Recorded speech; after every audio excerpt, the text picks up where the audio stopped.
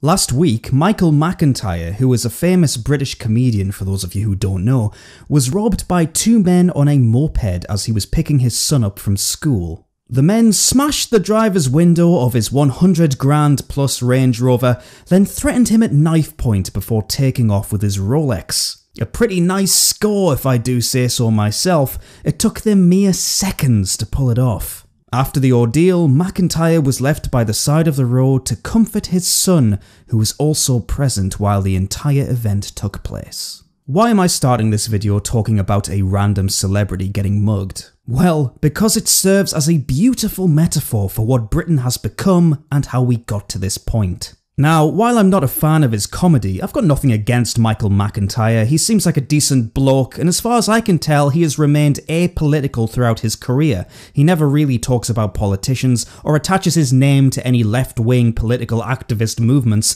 and I give him credit for that because that's very rare these days. But nevertheless, he is part of a social class in Britain that represent and support very specific political ideals. His peers in the entertainment industry, his colleagues and friends all subscribe to the party line of multiculturalism and the constant push for diversity. Champagne socialists, if you will. They champion the politically correct hard left positions on immigration because they think it'll keep them popular with younger people and the bulk of the London liberal elite who they rely on to keep their careers afloat. They can do this because the real-world consequences of these policies don't affect them, because they have the wealth and social standing to live protected lives in nice neighbourhoods, removed and detached from the rest of us. So when one of their own, in this case Michael McIntyre, feels the brunt force of one of the many outcomes of years of these policies being implemented in Britain,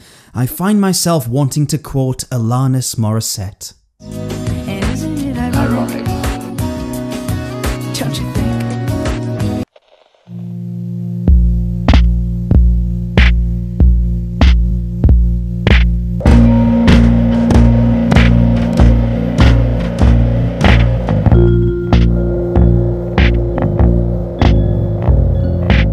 The news media has lit up after this event. Every journalist and his dog has written about the crime, and I can't help but laugh at the attention this is getting, because this is simply a daily occurrence in London now, and nobody is telling the truth as to why. I couldn't find the clip, but I saw a woman being interviewed on TV about McIntyre, and she said something like, "It really hits home when it's a well-known celebrity that's a victim."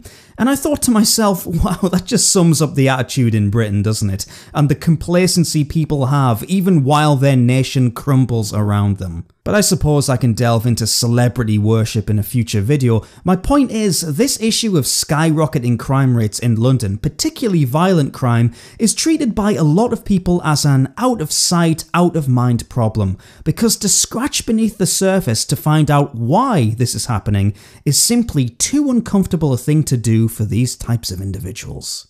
Moped crime is completely out of control, having only 827 cases reported in 2012, exploding into over 23,000 last year. That's quite a spike, wouldn't you say? In fact, on the very same day McIntyre was robbed, a 24-year-old woman was the victim of a violent moped mugging and is currently in critical condition in hospital. Needless to say, the majority of the perpetrators are never caught or punished. The criminals can ride around London all day long, snatching phones and bags from unaware pedestrians before speeding off into the traffic as if nothing ever happened. And even if the police did spend more time going after these people instead of spending millions on investigating online hate crime, the chances are these thieves would still probably have the upper hand. A lot of people on the left blame police funding cuts for the rise in this sort of crime, and while that certainly contributes to the lack of effective policing on this matter, it doesn't address the core problem of why these people do it in the first place. There's an annoying tendency in Britain, and I'm sure in many other places too, where people intentionally falsely diagnose something as the cause of all this trouble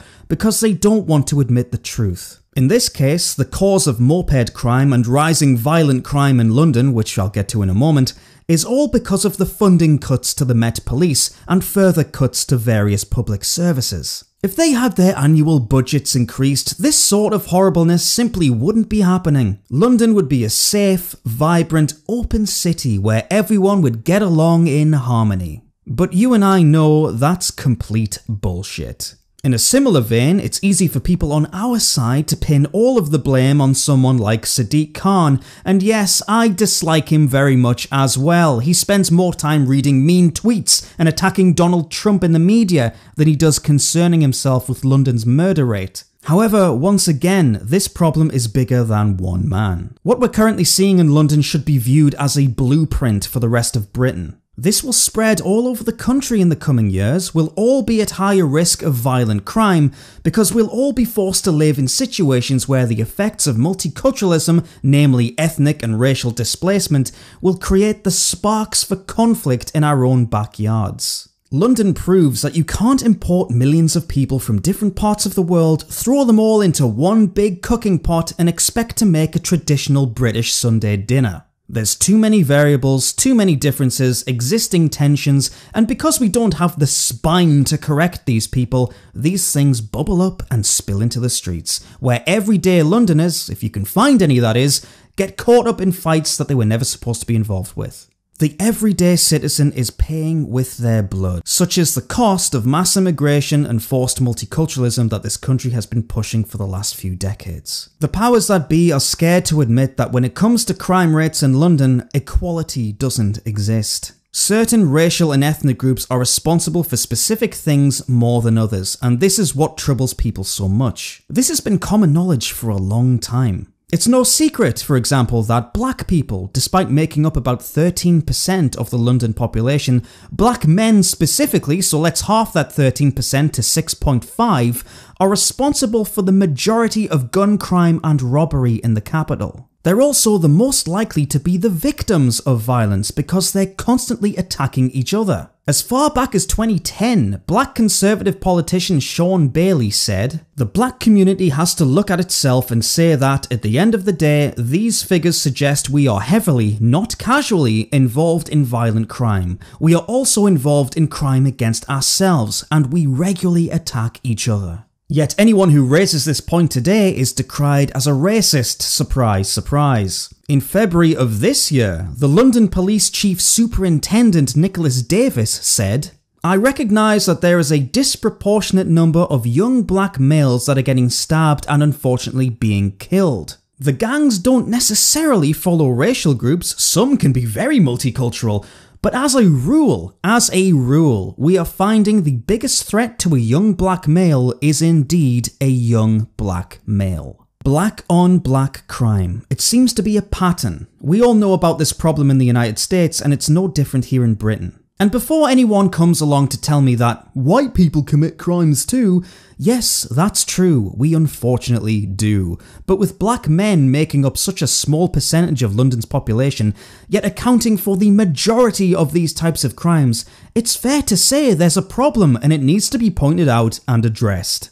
Because as long as it remains controversial and offensive to do so, London will continue to turn from a once iconic city into yet another gangland battlefield shithole where we have to pretend that black culture and black people as a group don't cause significant criminal problems. This is just the truth of the matter, and even the police superintendent admits it. People like David Lammy can cry racism until he's blue in the face, but he's part of the misinformation movement, and he knows as well as we do that this is happening. Perhaps these blowhards should address the fact that black people have the highest percentage of lone parent households in the country. The lack of strong father figures obviously has an effect on kids, and with more of them turning to crime at younger and younger ages, this is surely an important time to figure out why black fathers are so willing to be absent, and what sort of messaging they are getting from within their own cultural sphere that could possibly influence them in this way. But don't expect any action to be taken on that anytime soon.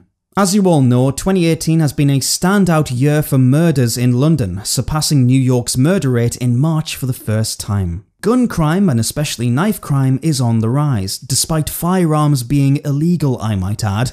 Go figure. It's also illegal for people to carry knives, but that doesn't stop them. Maybe some stop and search is in order. Well, Sadiq Khan vowed to clamp down on that in 2015 when he was running to be mayor, but in light of the recent off-the-charts murder rate, he has decided that a targeted stop and search program is now needed. I'd hope the targets of this would be teenagers in heavily black areas of London where these crimes are committed the most, but something tells me that wouldn't be very PC.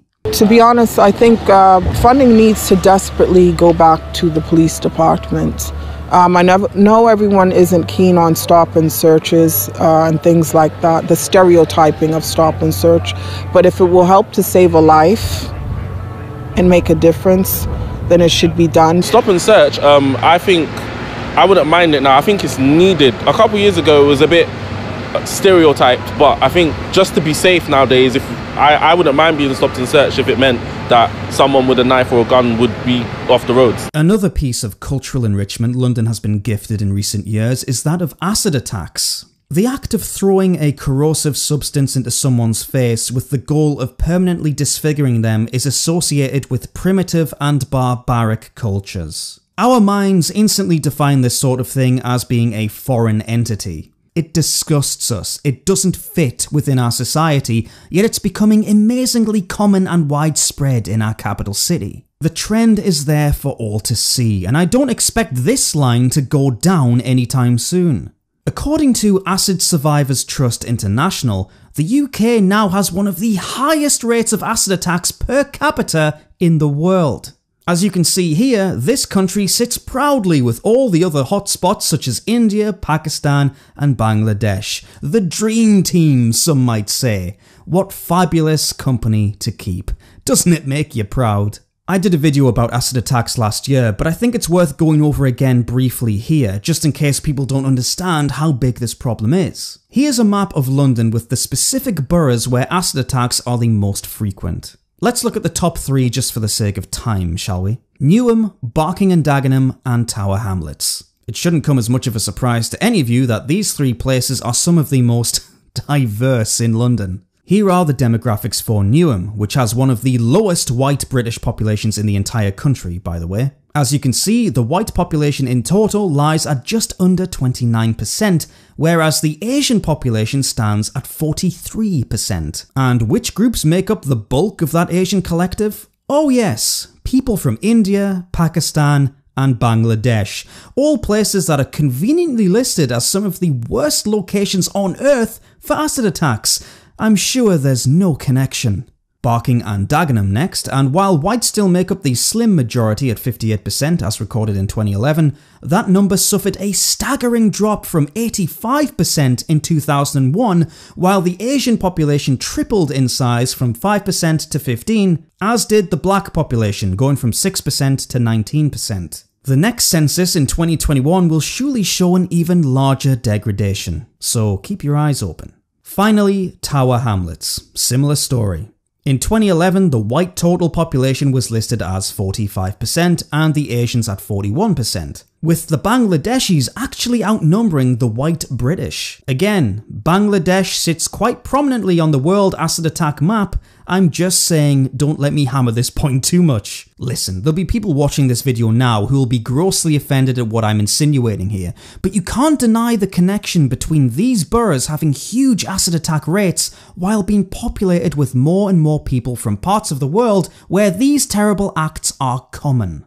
To ignore this is silly. The numbers tell a story. Playing the demographics game is really fun actually. On the Met Police website you can track which parts of London have the most crime and you can filter by the type of crime as well. Link is down below, have a play around with this little toy, but then go and check out the demographics for the worst affected areas on Wikipedia afterwards and see for yourself what's going on. You'll get lost in it, I guarantee. I don't want to drag this on for any longer than I have to. I'm repeating a lot of the same messages I've put across in previous videos here, but people do need reminding of this constantly. The truth is, London has turned into a crime capital of the world because it has imported the world into it. I'm not saying London didn't have crime before mass immigration, of course it did. But what we're seeing now in modern day Britain in 2018, the current year, are certain groups of people being disproportionately represented in specific types of crime. And the reality is, it's only getting worse. Multiculturalism doesn't just bring fancy foreign restaurants or your jolly Turkish barber, it brings all the shit things too. As London becomes less British, it becomes more primitive. It's as simple as that. I'm tired of reading politicians and journalists blaming this spike in crime on poverty, on racism, or disadvantaged youth. This is what multiculturalism brings. London used to be a racially and ethnically homogenous city, now it's divided into tribes. Now it's a showcase for the worst of the rest of the world. How long will celebrities and their champagne socialist friends continue to support this wonderful diversity? Because if they think they're safe in their gated communities from the reality of this madness, they are very, very wrong. This can't be fixed with more police funding. The cat is out of the bag. As long as London continues its degeneration into a foreign city, these problems aren't going anywhere.